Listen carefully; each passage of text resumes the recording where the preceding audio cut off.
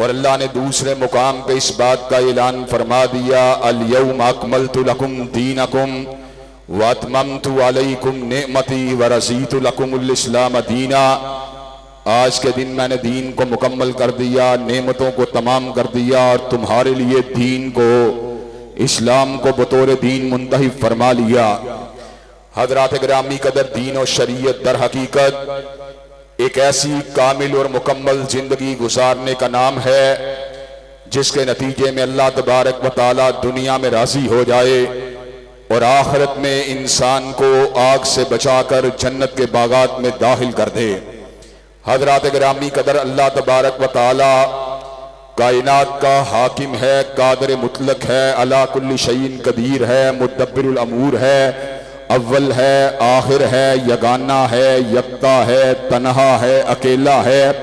لیس کمثلہ شیء، اس جیسی کائنات کے اندر کوئی دوسری ہستی نہیں۔ اللہ تبارک و تعالیٰ نے خود اپنا تعارف فرما دیا، قل هو اللہ احد، اللہ اکیلا ہے، اللہ الصمد، اللہ بے نیاز ہے، سونے سے بے نیاز، پینے سے بے نیاز، کھانے سے بے نیاز، نیند سے بے نیاز، اکتاہٹ سے بے نیاز، تھکاوٹ سے بے نیاز، لم یلد ولم یولد،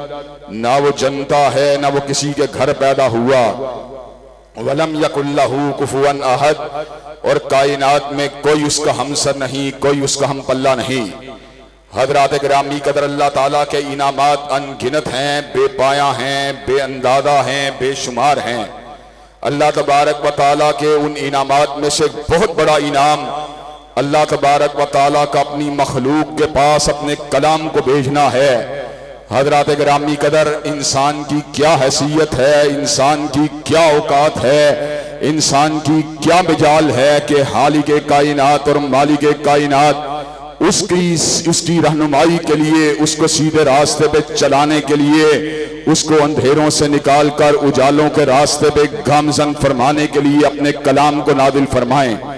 اللہ تبارک و تعالیٰ کا کلام اتنا وزنی تھا، اتنا طاقتور تھا کہ پہاڑوں کے اندر اس کا تحمل نہیں تھا کہ اس کو اٹھا سکیں، چنانچہ اللہ نے اعلان فرما دیا لو انزلنا هذا القرآن على جبل لرأيته خاشعا متصدعا من خشیۃ اللہ، اگر اللہ تبارک و تعالیٰ اس قرآن کو قلب مصطفیٰ کی بجائے اگر پہاڑ کے سینے کے پر اتارتے، پہاڑ ریزہ ریزہ ہو جاتا،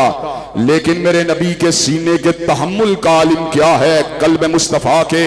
مصفہ ہونے کا عالم کیا ہے، اور قلب مصطفیٰ کی طہارت کا عالم کیا ہے، اور تزکیے کا عالم کیا ہے کہ اللہ نے اپنے کلام کو حضرت رسول اللہ صلی اللہ علیہ وسلم کے سینہ مبارک کے پر اتار دیا۔ قرآن فصیح بھی تھا، بلیغ بھی تھا، معنی کا ایک سمندر بھی تھا، اس کے اندر مفاہیم کا ایک بحر بے قرار بھی تھا، اس کے مفہوم کو متعین کرنے کے لیے اور اس کے اس مفہوم کے ابلاغ کے لیے جو اللہ تبارک و تعالیٰ کو مطلوب تھا، اللہ تبارک و تعالیٰ نے اس امر کا اعلان فرما دیا وَأَنزَلْنَا إِلَيْكَ الذِّكْرَ لِتُبَيِّنَ لِلنَّاسِ مَا نُزِّلَ إِلَيْهِمْ، ہم نے حضور کے قلب اطہر پر قرآن کو اس لیے اتارا تاکہ آپ لوگوں کو بیان کریں جو ان کے لیے اتارا گیا۔ حضرات گرامی قدر، چنانچہ حضور کا چلنا، حضور کا بیٹھنا، حضور کا اٹھنا، حضور کی نماز، حضور کا روزہ، حضور کی زکوٰۃ، حضور کا حج، حضور کا جہاد، حضور کا نکاح، حضور کی شادی، حضور کی عبادات، حضور کی شب زندگاری، حضور کی آہ سحرگاہی، حضور کے سفر، حضور کا حضر، پورا کا پورا قرآن ہے۔ اور آج ہم اس امر کا اعلان کر دینا چاہتے ہیں، روح زمین کے پر جتنے گروہ ہیں، اگر شیعہ ہوں وہ اپنے 12 اماموں کو قرآن ناطق مانتے ہیں، احناف ہوں وہ علماء احناف کی شرح کو قرآن کے مسائل کے اندر حرف آخر مانتے ہیں، مرزائی غلام احمد قادیانی کو قرآن ناطق مانتے ہیں، آگاہانی پرنس کریم آگاہان کو قرآن ناطق مانتے ہیں، لیکن اللہ تعالیٰ کے فضل و کرم سے اپنے امیر کی سرپرستی میں اس امر کا اعلان کرنے والا ہوں، روح زمین کے پر آل الحدیث قرآن ناطق اگر مانتا ہے تو حسنین کے نانا کی ذات کو مانتا ہے، فاطمہ کے بابا کی ذات کو مانتا ہے۔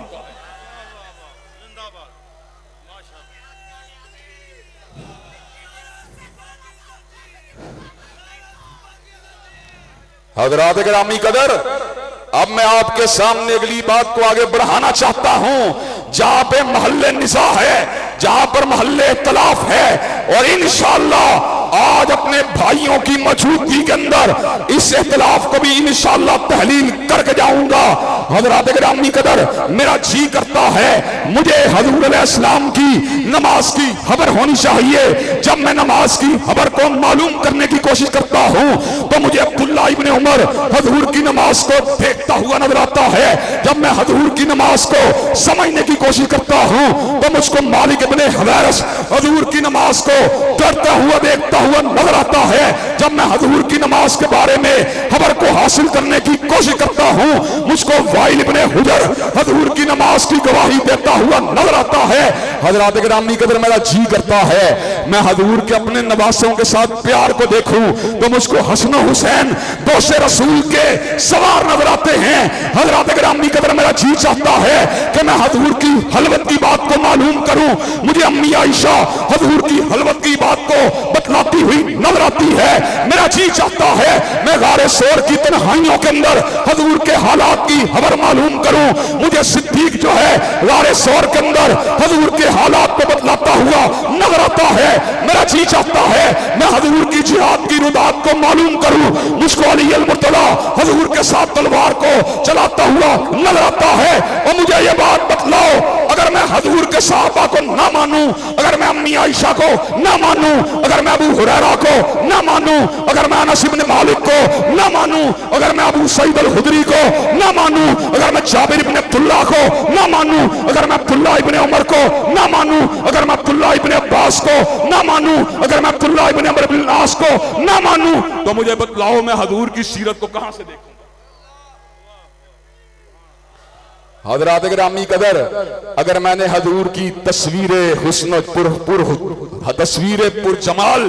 اور پر جلال کو دیکھنا ہے تو مجھے صحابہ کی نگاہوں کی ضرورت ہے، ان کی گواہیوں کی ضرورت ہے، ان کے اقوال کی ضرورت ہے، ان کی شہادت بینات کی ضرورت ہے۔ حضرات گرامی قدر، آج سے کچھ سال قبل سماعت ٹی وی کے زیر اہتمام لاہور کے ایک بڑے شادی حال مغل اعظم کے اندر ایک پروگرام ہوا جس کے اندر شیعہ احباب بھی موجود تھے اور آپ کا یہ گناہگار بیٹا بھی موجود تھا۔ مولانا ریاض حسین نجفی شیعہ مکتب فکر کی نمائندگی کر رہے تھے۔ انہوں نے اس موقع پہ یہ بات کہی، ہمارا دستور یہ ہے ہم حضور علیہ السلام کے گھر کی بات کرتے ہیں، چنانچہ گھر کی گواہی یاروں کے مقابلے میں اعلیٰ ہوتی ہے۔ حضرات گرامی قدر، پنجاب یونیورسٹی کے طالب علموں نے ایسے عالم کے اندر مولانا کی بات کو سن کے کلیپنگ کی۔ حضرات گرامی قدر، مجھے مائک کو تھمایا گیا،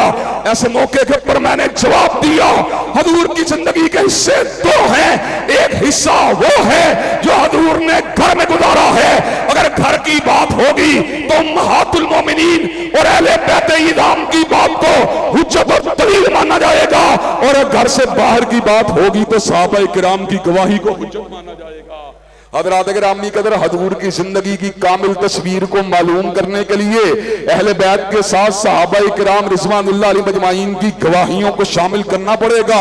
اگر آپ ان کی گواہیوں کو شامل نہیں کریں گے، حضور علیہ السلام کی سیرت و کردار کا مکمل تصور ہمارے سامنے اجاگر نہیں ہو سکتا۔ حضرات گرامی قدر، یہی وجہ ہے کہ اللہ تبارک و تعالیٰ کے فضل و کرم سے اہل حدیث نے جب بھی بات کی ہے، تولا کی بات کی ہے، اہل حدیث تبرئی نہیں ہو سکتا۔ حضرت علامہ شہید نے اسی چوک میں کھڑے ہو کر کہا تھا، وہ ہمارا منہج کیا ہے، صدیق ہو تب بھی تولا، فاروق ہو تب بھی تولا، ذوالنورین ہو تب بھی تولا، حیدر کرار ہو تب بھی تولا، حسنین کریمین ہو تب بھی تولا، معاویہ بن ابی سفیان ہو تب بھی تولا۔ اللہ کے فضل و کرم سے چوک بیگم کوٹ میں میں صحابہ کے دشمنوں کو للکار کر اور ان کی آنکھوں میں آنکھیں ڈال کر اس بات کا اعلان کر دینا چاہتا ہوں، جب تک اہل سنت اور اہل الحدیث کا ایک فرزند بھی زندہ ہے، عظمت صحابہ کے ڈنکے بجتے رہیں گے،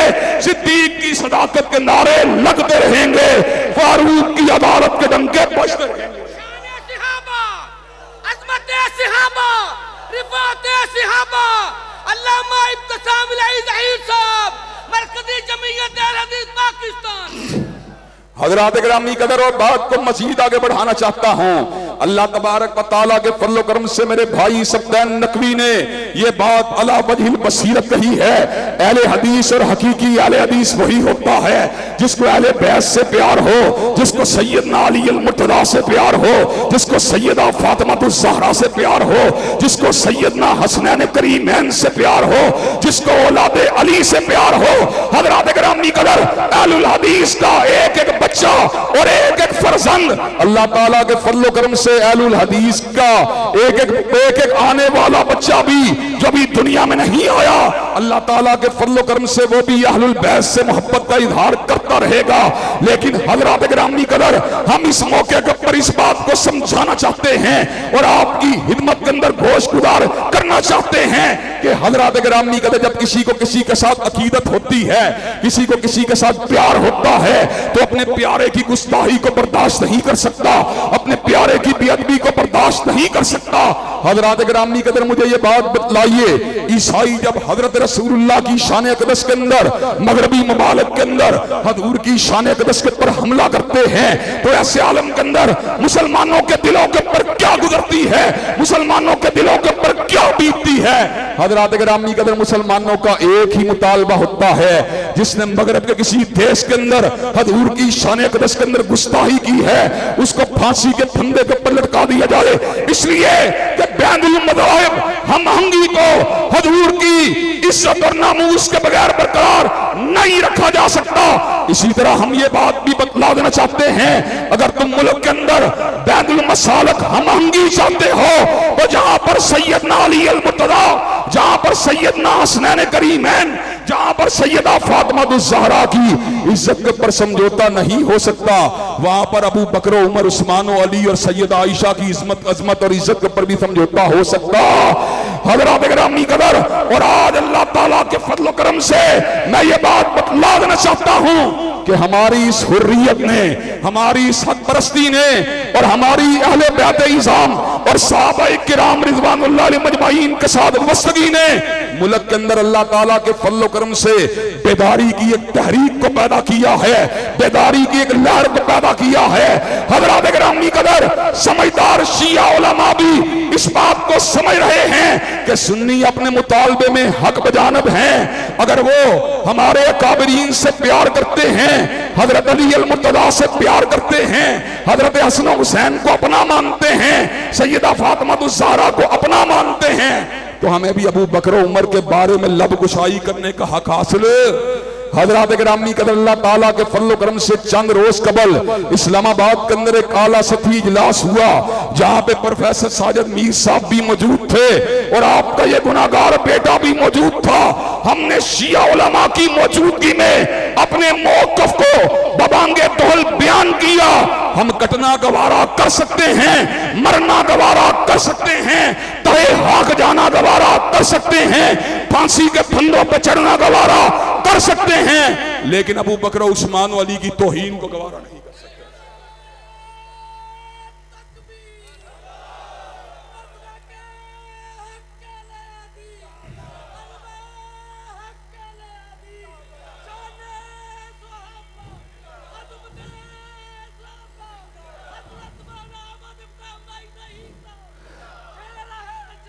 حضرات گرامی قدر، اور آپ کی خدمت کے اندر میں اس بات کو بھی رکھ دینا چاہتا ہوں، اللہ تبارک و تعالیٰ کے فضل و کرم سے ہم اس موقف کے اندر کوئی ہرجائی نہیں ہیں، ہم اس موقف کے اندر کوئی بے وفائی کرنے کے لیے تیار نہیں ہیں، ہم اس موقف کے پر رہتے ہوئے نہ جھکنے کے لیے تیار ہیں، نہ بکنے کے لیے تیار ہیں۔ اللہ تعالیٰ کے فضل و کرم سے ابھی کوئی پھانسی کا پھندا ایسا تیار نہیں ہوا جس کے پر چڑھنے سے شہید ملت کا یہ بیٹا گھبرا جائے۔ ابھی دنیا کے اندر کوئی کرنسی ایسی ایجاد نہیں ہوئی جس سے ہمارے ضمیروں کا سودا کیا جا سکے۔ حضرات گرامی قدر، دنیا والوں کی لڑائیاں دنیا والوں کے لیے ہیں، کسی کی لڑائی جاگیر کی وجہ سے، کسی کی لڑائی سرمایہ کی وجہ سے، کسی کی لڑائی چودراہٹ کی وجہ سے، کسی کی لڑائی سرداری کی وجہ سے، اور ہماری لڑائی ہے تو عظمت صحابہ کی وجہ سے۔ حضرات گرامی قدر، تو مجھے یہ بات بتلائیے، آپ عظمت صحابہ کے جھنڈے کو اٹھانے کے لیے تیار ہیں؟ اور حضرات گرامی قدر، جو بات قانون سازی کی گئی، حضرات گرامی قدر، وہ تو بڑی اونچی ہستیاں ہیں، وہ تو بڑی اونچی ہستیاں ہیں، وہ تو بڑی اونچی ہستیاں ہیں، کائنات کی کل مائیں اگر جمع ہو جائیں تو حضرت فاطمہ الزہرا اور حضرت عائشہ کے اقبال کی عظمت کا مقابلہ بھی نہیں کر سکتی. کائنات کے کل باپ اگر جمع ہو جائیں صدیق و فاروق عثمان و علی اور حضرت معاویہ حضرت حسنین کریمین کی عظمت کا مقابلہ نہیں کر سکتے. حضرات گرامی قدر، ہم تو یہ بات یہاں پر برملا کہہ دینا چاہتے ہیں، ہم اپنے زندہ قائدین حضرت ساجد میر کی توہین کو گوارا نہیں کر سکتے اور اپنے مرحوم قائدین حضرت علامہ شہید اور حضرت حبیب الرحمن کی توہین کو گوارا نہیں کر سکتے. تو مجھے یہ بات بتلائیے، جو صحابہ کرام کے غلاموں کی توہین کو گوارا نہیں کر سکتے، کیا وہ صحابہ کرام کی توہین کو گوارا کر سکتے ہیں؟